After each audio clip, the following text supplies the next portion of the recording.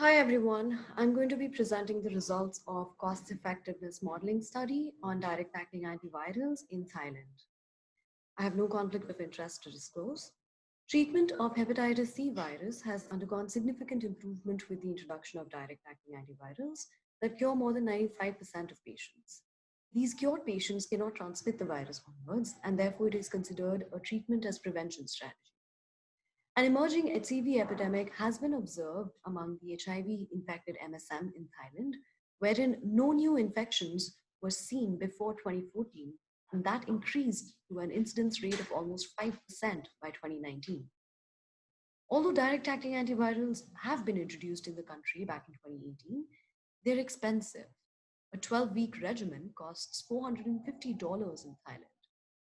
So to find out whether expanding DAAs as a treatment strategy was affordable for Thailand, we studied the epidemiological impact and we examined it through the trends on incidence and prevalence rates through 2030. And we also examined the economic impact of expanding DAAs by studying cost effectiveness in the long run. And in the short run, we studied the impact on the budget. To be able to conduct all of this analysis, we used a transmission model, which had been previously constructed using Dutch data, and we calibrated it to the Thai context.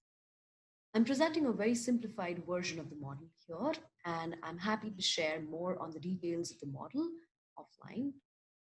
So the model begins with people who are not infected by the virus, who upon getting infected can either clear the virus naturally, that happens 15 to 20% of the times, or they can move into the natural progression of the disease through the stages of fibrosis and move into, could develop cirrhosis and also could develop hepatocellular carcinoma. The base case scenario in our model was considered as Metavir stage F2, which is when DAAs are introduced in Thailand as per the current HCV management guidelines. This was compared to a late treatment scenario at stage F1 and also an early treatment scenario which was immediately after diagnosis of HCV. To share the results, the incidence rate per 1,000 person-years of follow-up have been plotted on the vertical axis, whereas the horizontal axis plots all the years since the beginning of the epidemic in 2015 up until 2030, which is when the World Health Organization aims to eliminate the virus. And we see that a 40% decline in the incidence rate is observed when treatment is started immediately after diagnosis, as compared to the base case scenario, which has been plotted by the red dotted lines. The most favorable line is the green line, where we see a 40% decline. So to come to the cost effectiveness part of the results, we see that all the intervention scenarios have been enumerated in the first column.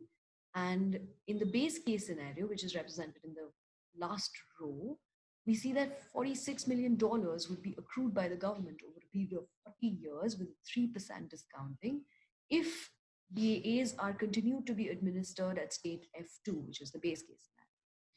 And if the government decides to expand DAA strategy to stage F1, then they would save $5 million, whereas if they expand the treatment immediately after diagnosis, they would save $17 million.